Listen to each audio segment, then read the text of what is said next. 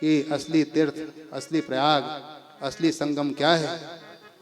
तो भगवान स्वयं कहते हैं कि यत्र त्रयं सदा तिष्ठेत तच्छुभतरम द्विजाः तस्य दर्शन मात्रेण वेणी स्नान फलम लभे।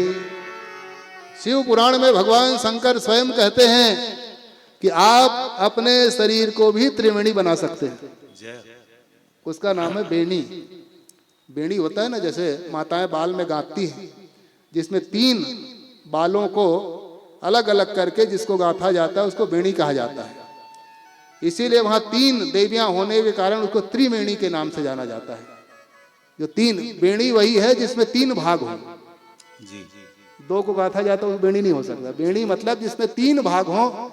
इसलिए माताएं जब बाल गाती हैं तो 3 भाग करती हैं और 3 भाग करके फिर उसको गाती हैं, इसीलिए उसका नाम बेणी होता है और उसी का नाम ही त्रिवेणी है। तो आप त्रिवेणी अपने शरीर को बना सकते हैं, अपने घर को बना सकते हैं और इसी में डुबकी लगा करके आप सदा सदा के लिए वही फल प्राप्त कर सकते हैं जो त्रिवेणी संगम में होता है।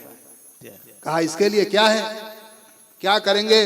भगवान शंकर से भक्तों ने पूछा, महाराज अगर कदाचित हम त्रिवेणी संगम नहीं जा पाए तो अपने घर को हम त्रिवेणी कैसे बनाएं, अपने शरीर को कैसे त्रिवेणी बना लें। तब भगवान शंकर कहते हैं, शिव नाम विभूतिश्च तथा रुद्राक्ष एवच एतत्त्रयं महापुण्यम त्रिवेणी सदृशम स्मृतम।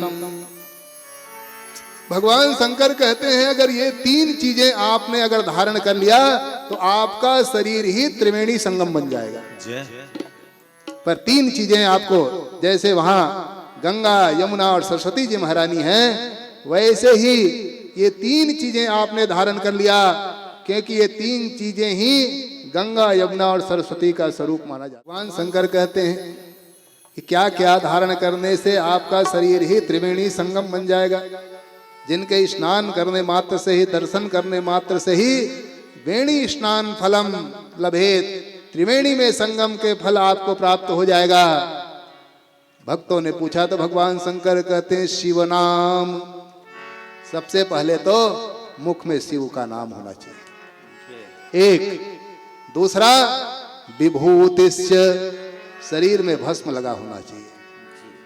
और तीसरा तथा रुद्राक्ष एवच, और आपके शरीर के अंगों में और नहीं तो गले में ही सही रुद्राक्ष की माला अगर आपने धारण कर लिया तो एतत्त्रयं महापुण्यम त्रिवेणी सदृशम स्मृतम, तो आपका शरीर ही त्रिवेणी बन जाएगा और त्रिवेणी में स्नान करने का फल आपको मिल जाएगा।